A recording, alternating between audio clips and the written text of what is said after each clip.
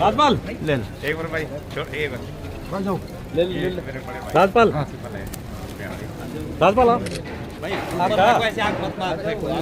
आराम से आराम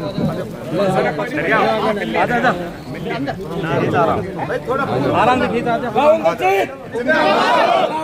जिंदाबाद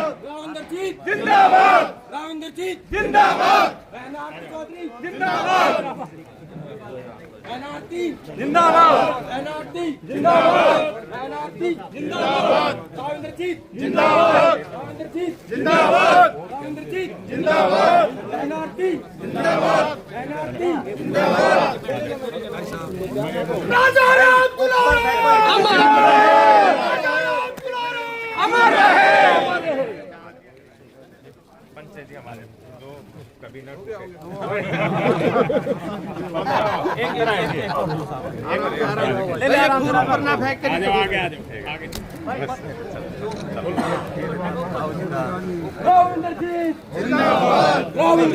जिंदाबाद जिंदाबाद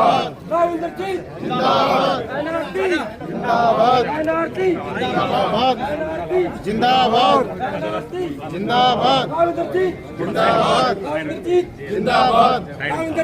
जिंदाबाद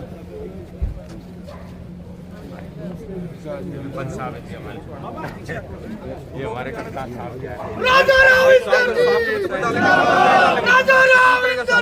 जिंदाबाद नमस्कार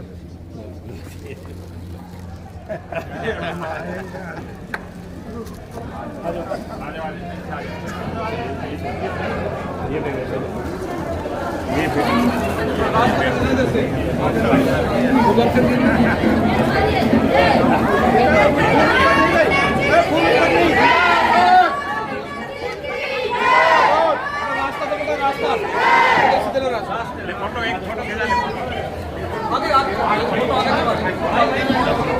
खींचा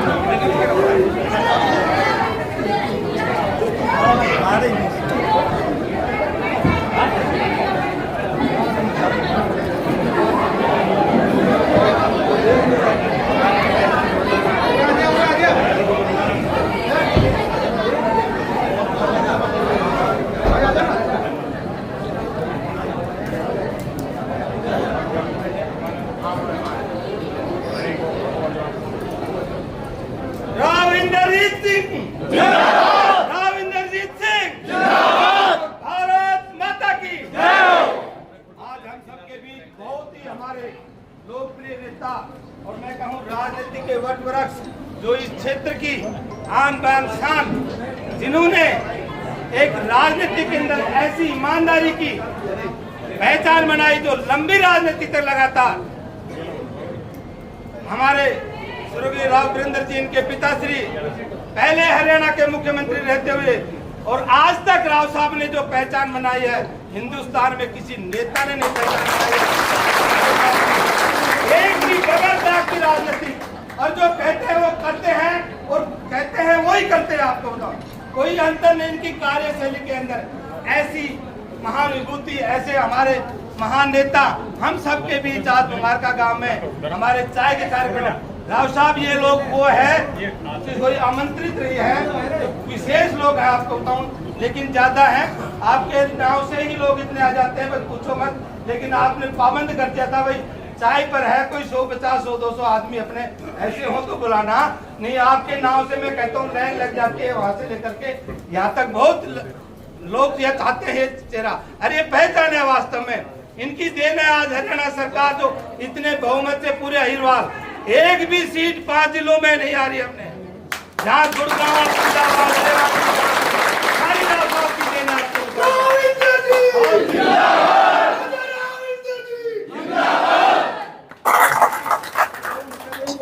बहुत ही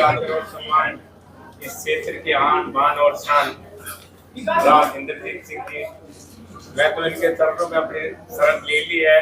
अब मैं मरते दम तक इनके पास रहूंगा। सभी को मेरा प्रणाम। आप सब यहाँ आए, आपका बहुत बहुत धन्यवाद। और जो मेरी माताएं बहनें जो आप सब आई हैं, आपका भी बहुत बहुत धन्यवाद। और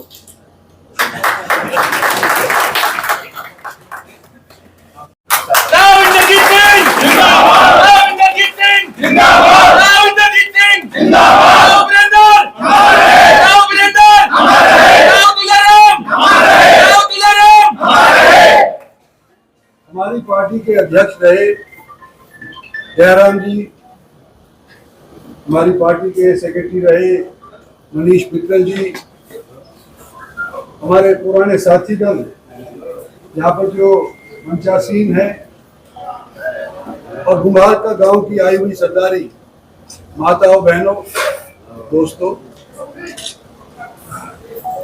सबसे पहले तो गुम्हार का गांव को मैं एक खिताब इस तौर पर देना चाहता हूँ कि मेरी निगाह के अंदर 48 साल की राजनीति के अंदर कभी ऐसा वाकया मेरे सामने नहीं आया जबकि सरपंच को सस्पेंड कर दिया हो, और सरपंच के 14, 15, 16 जितने भी पंच हैं उनसे एसडीएम, बीडीओ, यहाँ तक कि डीसी आग्रह करे कि तुम में से एक सरपंच के लिए तुम अपने में से चुन लो, और सारे के सारे पंच यूं कहें कि हमारे को सरपंची नहीं चाहिए क्योंकि राजेंद्र के साथ जो सरपंच था उसके साथ अन्याय हुआ है। ये मिसाल मैं समझता हूँ हमारे इस दक्षिणी क्षेत्र की ही नहीं, हरियाणा की मिसाल है कि इस तरह की एकता पंचों ने दिखाई, और पंच भी ये एकता जब ही दिखा सकते थे कि उनको जिन्होंने चुना है, उनके जो वोटर रहे हैं अलग अलग वार्ड के, गांव के, उन्होंने भी उनका साथ दिया हो। अगर वो लोग जिन्होंने उस पंच को चुना है अगर वो साथ नहीं दिए होते तो इस तरह का वातावरण संगठन का आपके इस गांव में किसी भी सूरत में नहीं बन सकता था।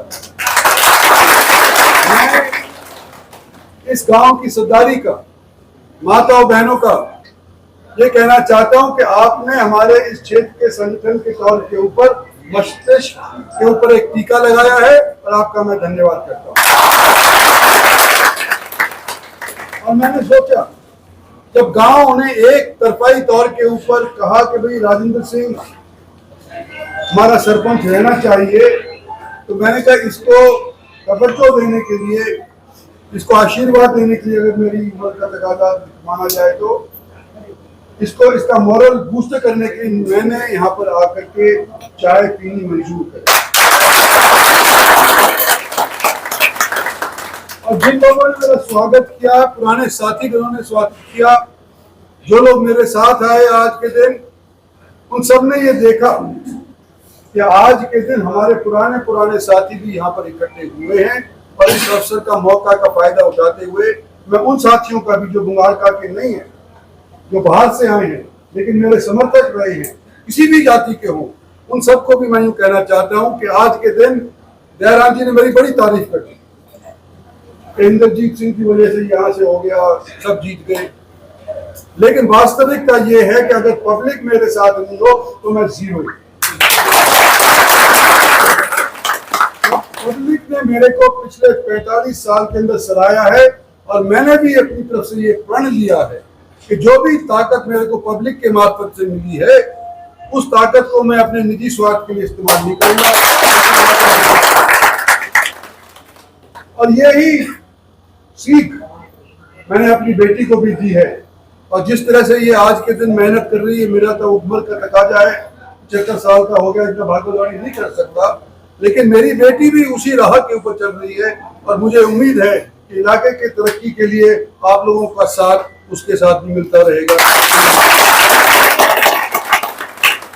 साथियों, राजनीति के उतार चढ़ाव आपने भी देखे हैं, मैंने भी देखे। राजनीति के शिकार कई लोग हो सकते हैं, कई बार तो मैं सोचता हूं कि अगर मैं चमचागिरी कर लिया होता तो मेरी साख और बढ़ गई होती, कैबिनेट मिनिस्टर हो गया होता। लेकिन जहां अपनी खुद की स्वार्थ की राजनीति आती है और इलाके की बात आती है, मैंने अपनी जुबान के ऊपर इलाकों की हित की बात हमेशा रखी है, चाहे भले ही नुकसान हो। मुझे ऐसे साथियों की जरूरत है जो हमारे साथ पहले रहे हैं, उस टीम के अंदर इसको एक और जोड़ देते हैं, राजेंद्र को, इसके साथियों को। आने वाले समय के अंदर नई पीढ़ी के ऊपर जब ये टोपी रखी जाएगी, आने वाले समय के अंदर हमारा तो सुनो वर्चस्व रहा, लेकिन उम्र खत्म होने लग रही है। तो मैंने चाहा है कि जहां पर भी कोई एमएलए का दावा कर रहा है, एमएलए बनवाया है या पार्टी ने उसको टिकट दी है, तो मैंने कोशिश करी है अपनी तरफ से कि नई पीढ़ी को आने वाले समय के अंदर मौका देना चाहिए। उन लोगों को जिनको पार्टी ने टिकट दी है हमारी ने, आप लोगों ने सभी ने मिलकर तुमको जिताया है, आपका मैं शुक्रिया अदा करता हूँ। धन्यवाद। देखो, बुंगार का बड़ा गांव है, सरदारी का गांव है, और इसने एक मिसाल कायम करी है कि जब सरपंच सस्पेंड हुआ तो सारे के सारे जितने भी चुने हुए पंच थे उस टाइम के, सब ने सरपंची लेने से इनकार कर दिया, क्योंकि उन्होंने ये महसूस किया कि हमारा सरपंच राजेंद्र गलत तौर के ऊपर सस्पेंड किया गया है। ये मिसाल गांव वालों ने स्थापित करी है, उसको सराहने के लिए आज राजेंद्र के यहाँ मैं चाय पे आया। बहन जी भी सक्रिय हैं इस क्षेत्र में, आप भी सक्रिय हैं, तो क्या राजनीतिक मायने लगाएंगे? राजनीतिक मायने तो कुछ है नहीं, अपने साथियों से मिलने आए हैं। राजनीति तो 4 साल के बाद इलेक्शन आएगा, लेकिन हमारा आना जाना वाजिब है, रहना चाहिए। हालांकि मैं यहाँ से एमपी अब नहीं हूँ, लेकिन इस एरिया के लोगों ने मेरा हमेशा साथ दिया है, मेरी बेटी का भी साथ दिया है, मेरी पार्टी का भी।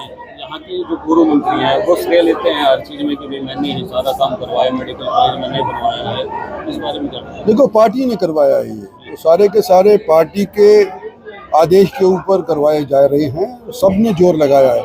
मेडिकल कॉलेज जो बनाया कमरियावास का, आप कमरियावास का कर रहे हैं, सारे के सारे उस टाइम के एमएलए, सारे के सारे एमपी धर्मवीर और मैं, सब ने लिख करके ये दिया था कि कमरियावास के अंदर ये मेडिकल कॉलेज बनना चाहिए। किसी एक आदमी को श्रेय नहीं देना चाहिए, पार्टी के सब पदाधिकारियों को और चुने हुए नुमाइंदों को ये अख्तियार है कि हम इसका श्रेय ले सकते हैं।